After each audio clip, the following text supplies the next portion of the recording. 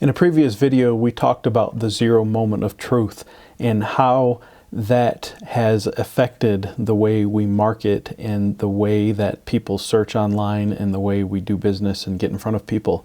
In this video, I want to talk about the good, bad, and ugly of Google search results. So when somebody Googles your name, which they will absolutely do somewhere along the process, the buying process, or whether it's before they decide to come to your live event, or whether they hear you on the radio and decide they want to call you, or somewhere along the way, they're going to Google your name. And there's three possible results from them Googling your name. Now remember from the previous video, if there is missing or inconsistent information about your business when someone Googles you, 80% of people say that they will start losing you'll start losing credibility with that search result and with that business. So let's look at these three possible search results when somebody Googles your name. We'll look at the good, the bad, and the ugly, but we'll start with the ugly first. At first glance, this Google search result might look good. I mean, the guy's name is on here and he is dominating the Google search results with his name, everything here. But if you look closer, even though his name is all over that first search result, we can see that this is all negative and really bad.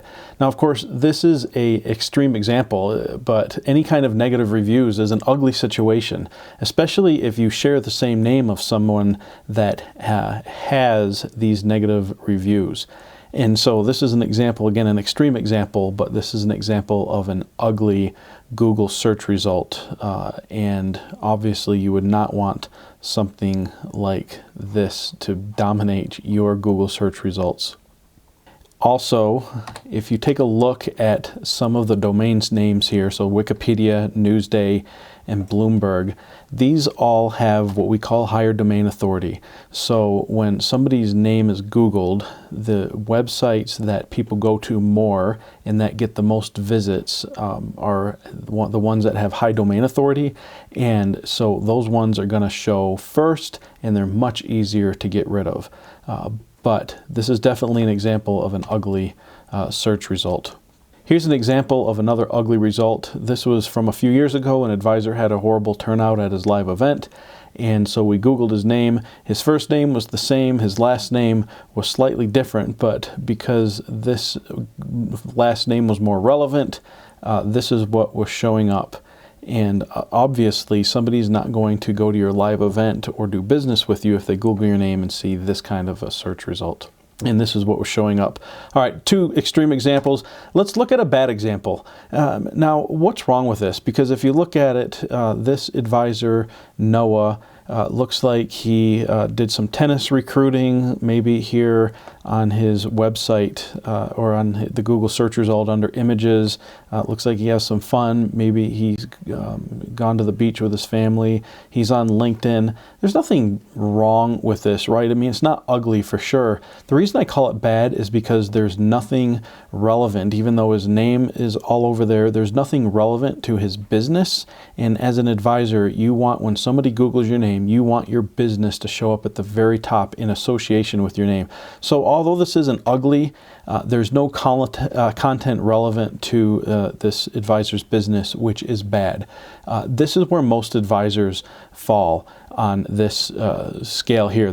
Most advisors don't have an ugly, although some of them do, but most advisors don't have an ugly Google search review, but they do have a bad one. It's not bad, but there's no content relevant, or not ugly, but no content relevant to the business, which is bad. All right, let's look at a great, and we're going to look at this one. This is Carlin Tucker, our CEO and founder of Tucker Financial Group, and this is what we would consider a great online presence. And if you Google his name, there is all the information there is relevant about Carlin and Carlin's businesses. So there's Tucker Financial Group, Tucker Financial Solutions, Tucker Advisors. These are all relevant to Carlin's name and to his business.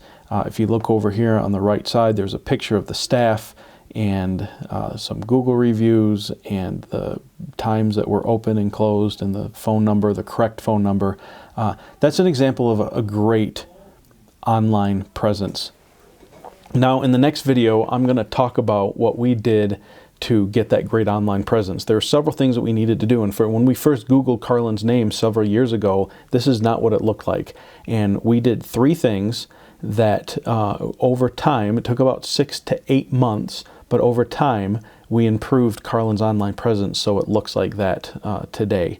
And we'll talk about that in the next video. If you have any questions on this, please give us a call, reach out. You don't have to wait for the next video. Just give us a call. We would love to be able to help you. Remember, at Tucker Financial Group, you may be independent, but you're never alone.